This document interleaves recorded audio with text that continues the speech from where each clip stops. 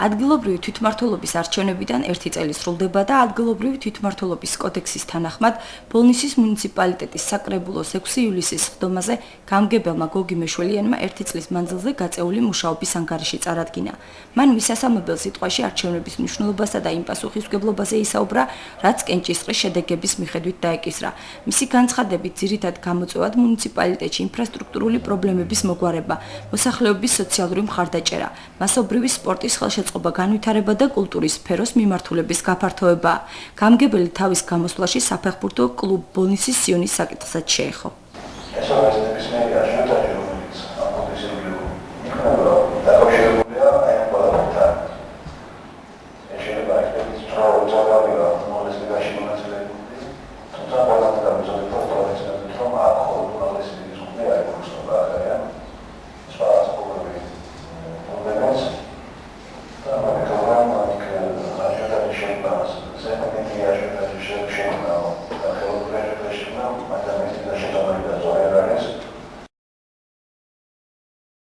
მუნიციპალიტეტის ხელმძღვანელმა საკანონმდებლო ორგანოს წარმომადგენლებს დეტალური ინფორმაცია მიაწოდა შესრულებულ მიმდინარე და დაგეგმილ ინფრასტრუქტურულ პროექტებზე.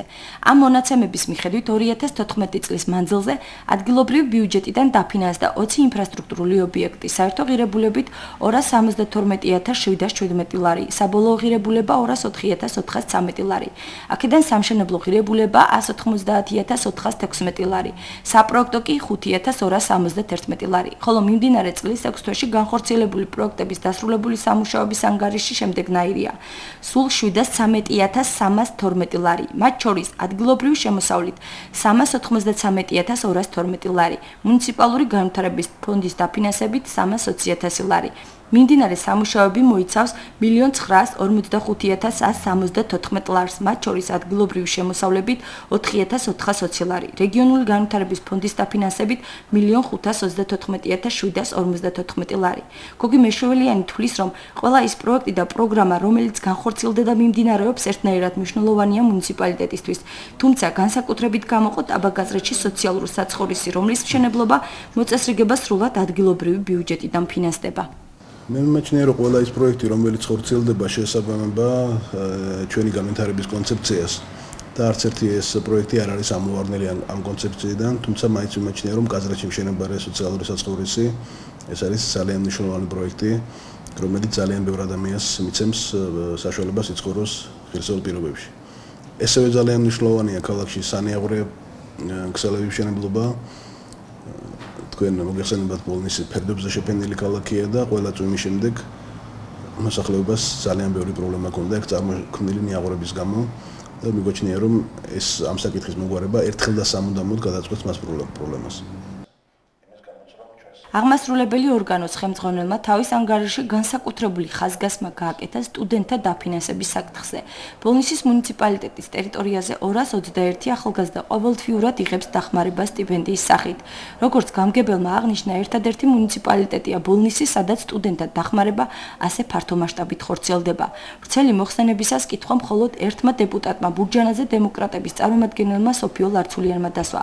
თუმცა გოგი მეშველიანის გამოსვლა და გამგეობის ერთწლიანი მუშაობა უმცირესობისა და უმრავლესობის წევრებმა ერთნაირად დადებითად შეაფასა. რომ შეიძლება შეფასდეს პოზიტიურად, საკმაოდ ვრცელი სამუშაოები იქნა ჩატარებული ამ 1 წლის მანძილზე. არის რაღაც ისეთი საკითხები, რომელიც კიდევ უფრო მეტ ყურადღებას საჭიროებს. კონკრეტულად აგიკონკრეტებთ კი ბატონო, ეს არის საკანალიზაციო სისტემის ბოლომდე მიყვანა, რაც მცირე ნაწილს მოიცავს, მე მგონი, ბოლნისის დღეს საკანალიზაციო სამუშაოები. საკანალიზაციო სისტემის ბოლომდე მიყვანის შემდეგ ავტომატურად დღის წესრიგში დგება შიდა გზების მოწყობა, რაც დამეთანხმება ალბათ ყველა ბოლნისელი, რომ ამ ხრივ არა გვაქვს კარგი მდგომარეობა. მიმდინარეობს ახლა სასმელი წყლის რეაბილიტაცია, აქაც მოსახლეობისათვის მეტი ინფორმაციის მიტანა არის საჭირო, რას მოიტანს ამ ახალი წყალსადენის გაკეთება, გამრიცხველიანება, რამოდენად შეღავათი იქნება თუ არ იქნება შეღავათი ჩვენი მოსახლეობისათვის და არის მთელი რიგი საკითხები, რომელიც უფრო მეტ ყურადღებას საჭიროებს. იგივე ბოლნისის სიონთან დაკავშირებითაც ჰქონდა ჩვენ სერიოზული კითხვები და ამ შემთხვევაში ჩემი და გამგებლის მოსაზრება ემთხოვა ერთმანეთს, რომ არ შეიძლება მხოლოდ ბიუჯეტმა შეინახოს საფეხბურთო გუნდი. ჩვენ დაგვხვდა ძალიან მწირე ბიუჯეტი, ძალიან ქაოსური მდგომარეობა. დღესდღეობით იმისთვის მუშაობს ჩვენი ბოლნის მუნიციპალიტეტი, რომ ბიუჯეტი გაიზარდოს. დღეს ბოლნის გამგებელმა ამომწურავად გააკეთა მოხსენება, რაც ამ წელიწადში გააკეთა ბოლნის რაიონში. ძალიან ბევრი ინფრასტრუქტურული პროექტი განხორციელდა ჩვენ რაიონში და რა თქმა უნდა მინდა დავეთანხმო, რომ ეს არ არის საკმარისი და ჩვენ უნდა ვიმუშაოთ და ვიბრძოლოთ იმისთვის, რომ რაც დავპირდით ხალხს მაქსიმალურად შეუსრულოთ და უდგეთ მათ გვერდში და ჩვენ რაიონს დაეტყოს ჩვენი ხელი მთავრობაში მოსვლის შემდეგ. გარდა აღმასრულებელი ორგანოს მიერ გაწეული მუშაობის ანგარიშის მოსმენის და დეპუტატებმა კენჭი უყარეს და დაამტკიცეს 12 საკითხი. კანონმდებლებმა შინაგან საქმეთა სამინისტროს ბოლნისის რაიონული სამმართველოს დაბა თამარისის განყოფილების მიმდებარე ტერიტორიაზე და ქალაქ ბოლნისში მუნიციპალიტეტის გამგეობის ადმინისტრაციული შენობის წინ საკანალიზაციო ქსელის სარეაბილიტაციო სამუშაოების საპროექტო მომსახურების გამარტივებული შესწავლის თანხმობა მისცეს გამგებელს. საკრებულოს თავმჯდომარემ კი განსაკუთრებით მნიშვნელოვანი ერთი საკითხი გამოყო.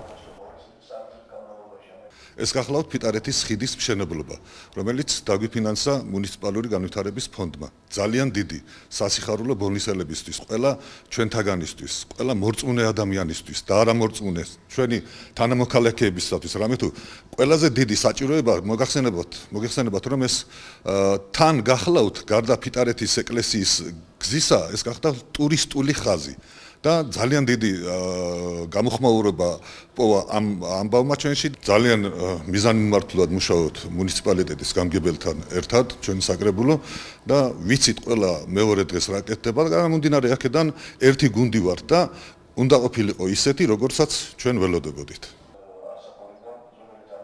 ამავე სხდომაზე კანონმდებლებმა დაამტკიცეს ბოლნისის მუნიციპალიტეტის 2015 წლის ადგილობრივი ბიუჯეტის დამტკიცების შესახებ საკრებულოს 2014 წლის 26 დეკემბრის ნომერ 53 დადგენილებაში ცვლილებების შეტანა. ასევე წინასწარი თანხმობა მიეცა გამგებელს მუნიციპალური განვითარების ფონდიდან გრანტის მიღებაზე.